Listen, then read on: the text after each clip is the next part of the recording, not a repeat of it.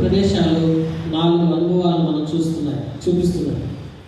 ఏలియా, ఎలీషా ఎవరంటే గురు శిష్యుడు. ఏలియా ముందుగా ప్రవక్తగా ఉన్నాడు, ఏలియా గారి శిష్యుడు ఎలీషా.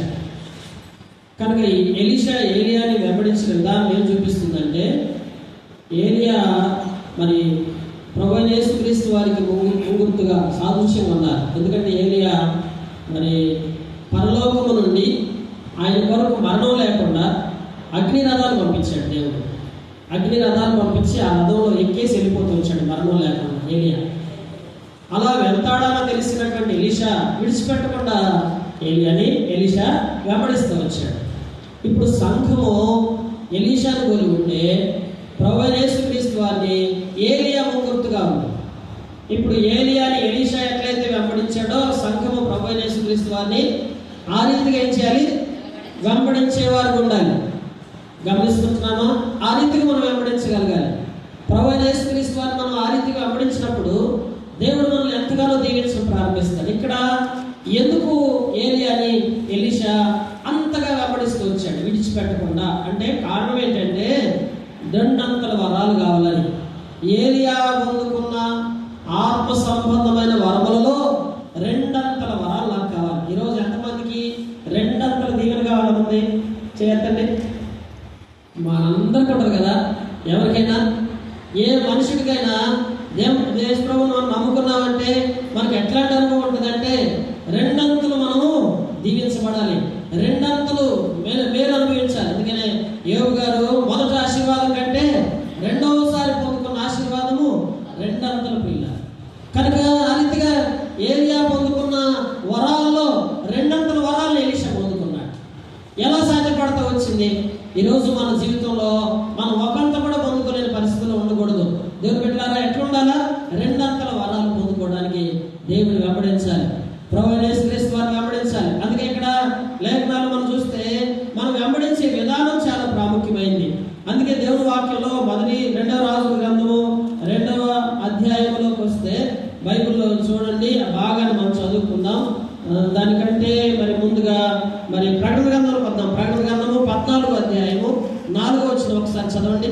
ప్రకటన గ్రంథము 14వ అధ్యాయం 4. ఎరుగుని వారినైంది గొర్రెపిల్ల ఎక్కడికి పోనో అక్కడికి వెళ్ళా ఆయన్ని వెంబడింతురు.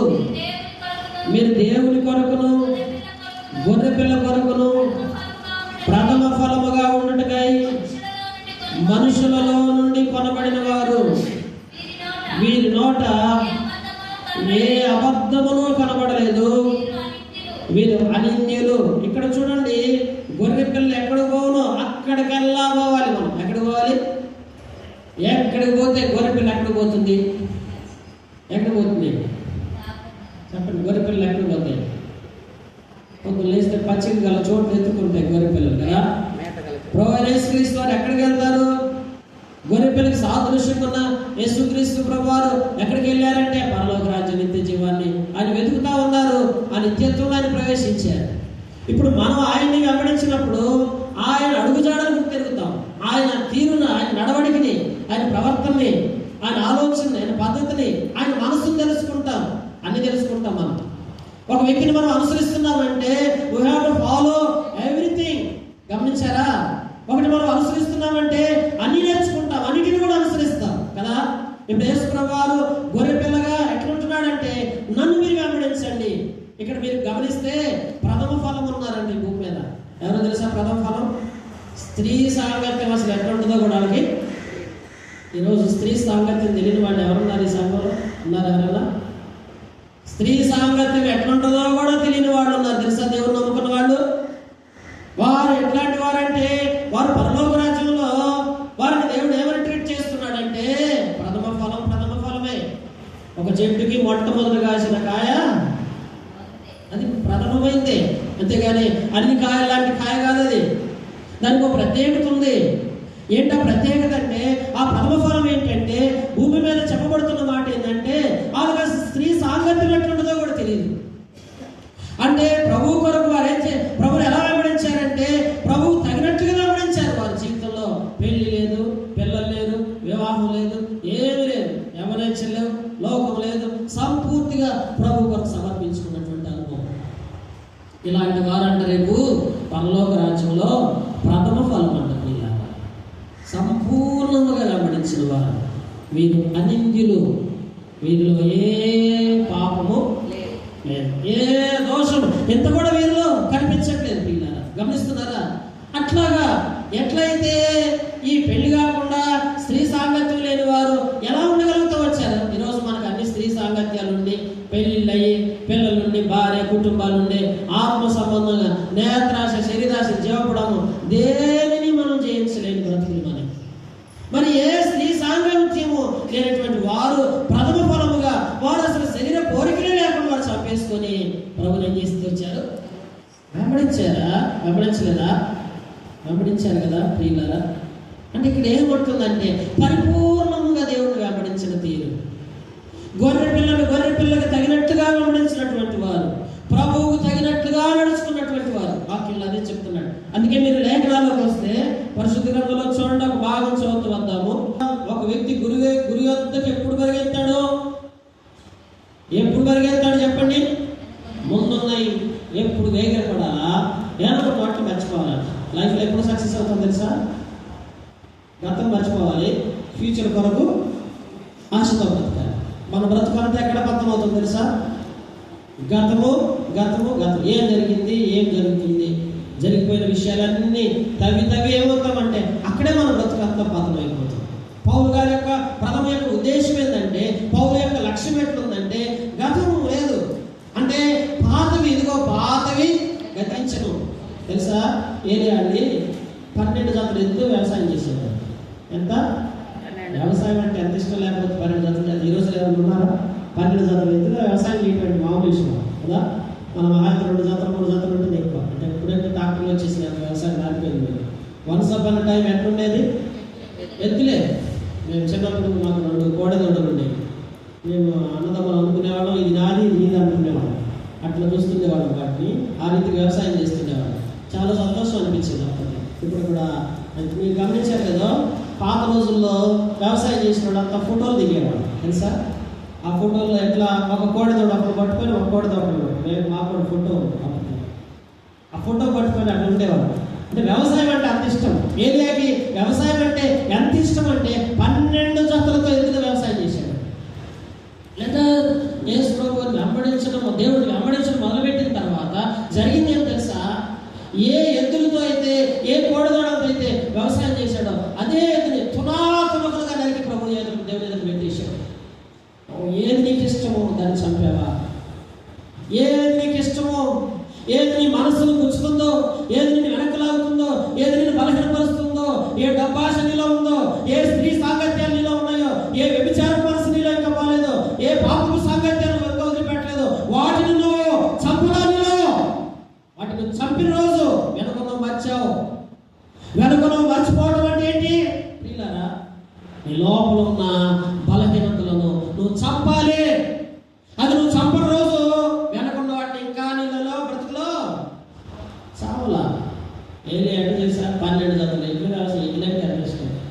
అదే ఎట్లు తీసుకొచ్చి తునాపలతో తీసుకొచ్చి దేవుడిగా బలపించాడు. అర్థమైంది తెలుసా? చంపి పడేశాడు.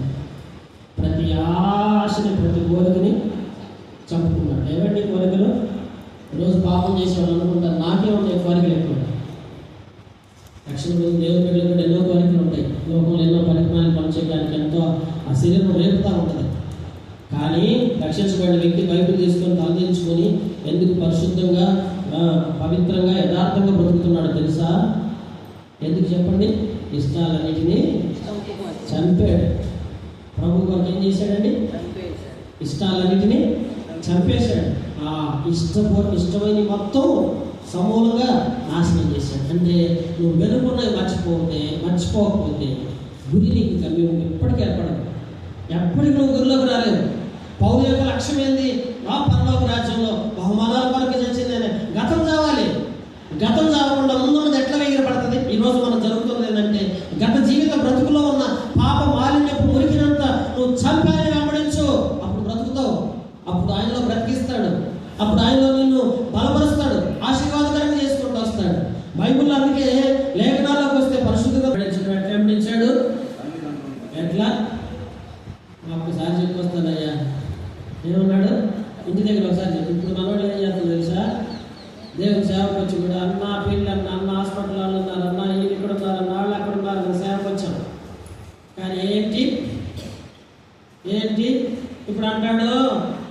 ఏమంటున్నాడు? ఒక్కసారి ఇంటికి వెళ్ళి చెప్పొద్దు, మళ్ళీ కాను, మళ్ళీ లేదు, ఇక మళ్ళీ ఇంటికి వెళ్తారు లేవు. అది చూసారా? అంటే ఎట్లా వెంబడిస్తున్నారు అంటే, ప్రభువు మనం వెంబడించేటప్పుడు నీ లోపల ఎన్నో ఉన్నాయి. ధనాపేక్ష చావలా, స్త్రీ సాంగత్యం చావలా, అబద్ధాలు చావలా, మోసపూరితమైన మనసు చావలా, ఇంకా నీ జీవితంలో ఎన్నో చావాల్సినవి చావకుండా ఆతులే ఉంచావు. కానీ నేనేమంటున్నావు? పైకి మాత్రం ప్రభువా నిన్ను నేను ఎంతో వెంబడిస్తున్నానయ్యా. ఎలా వెంబడిస్తున్నావు? నీ సమయం ప్రభు కొరకు ఇవ్వు, నీ జీవితాన్ని ప్రభు కొరకు ఇవ్వలేవు. నీ ఆలోచనలో ప్రభు లేడు, నీ ఉద్దేశాల్లో ప్రభు లేడు, నీ ఉద్దేశాలన్నీ లోకం కొరకే. ఎట్లా మనం వెంబడించేది పిల్లరా? అందుకే ఇక్కడ పరిశుద్ధ గ్రంథం రాస్తాడు, అపొస్తలుల కార్యాల్లోకి రండి. మాంత్రిక విద్యను అభ్యసించేవారు తమ పుస్తకాలు తెచ్చట, పుస్తకాలు అన్ని తగలబెట్టారంటండి. మాంత్రిక విద్య చేసేవాళ్ళు ఆ తగలబెట్టిన పుస్తకాలు కాస్ట్ ఎంత తెలుసా? చెప్పండి ఎంత? 50,000 రూపాయల పుస్తకాలు. ఏడన్నా అమ్ముకుంటే 50,000 వచ్చేవి. మనమైతే వదిలిపెట్టేవాళ్ళం, రూపాయి కూడా వదలము కదా. ఆ పాత రోగ బతుకింకి ఎందుకు? ఆ చచ్చిన బ్రతికేందుకు? ఇంకా ఆ బ్రతుకులోనే ఎందుకు కొట్టుమిట్టాడతావు ఎందుకు? 50,000 రూపాయల పుస్తకాలు మాంత్రిక విద్యలను అభ్యసించినటువంటి వారు ఆ పుస్తకాలు మొత్తం తీసుకొచ్చి తగలబెట్టేశారు. సేవ కొరకు వచ్చిన వాడు తెలుసా? సర్టిఫికేట్ తగలబెట్టిన వాళ్ళు ఉన్నారు తెలుసా? వాడి సర్టిఫికేట్ మళ్ళీ ఎక్కడుంటే పోస్ట్ గ్రాడ్యుయేషన్ చేసో లేదా డాక్టరేట్ చేసో ఏదో చేసి ఉంటే మళ్ళీ ఏదో ఒక రోజు మళ్ళీ సేవకు వచ్చిన తర్వాత మళ్ళీ ఆ పాత బ్రతుకు మీద మళ్ళీ ఆశలు కలుగుతాయేమో, ఎందుకు వచ్చిన వాళ్ళని చెప్పి ఆ సర్టిఫికేట్స్ మొత్తం పంపేసి తగలబెట్టేసి చాలా మంది ఉన్నారు. ప్రభు కొరకు నువ్వు చేస్తావా? ఒక సర్టిఫికేట్ తగలబెట్టగలవా ప్రభు కొరకు? అంటే చూడండి ఎంత క్రయం ఇది. ఆ రీతిగా ప్రభు వెంబడించాలి. ఎప్పుడు వస్తావా అనుభవంలోకి? ఎప్పుడు వస్తావు అలాంటి స్థితిలోకి? ఎప్పుడు లోకంలో ఉన్న గతాన్ని విడిచిపెడతావు? అప్పుడే నువ్వు ప్రభు కొరకు బ్రతకగలుగుతావు. అందుకే లేఖనాల్లో మనం చూస్తూ వచ్చినట్టయితే పరిశుద్ధ గ్రంథంలో చూడండి, ఈ దినము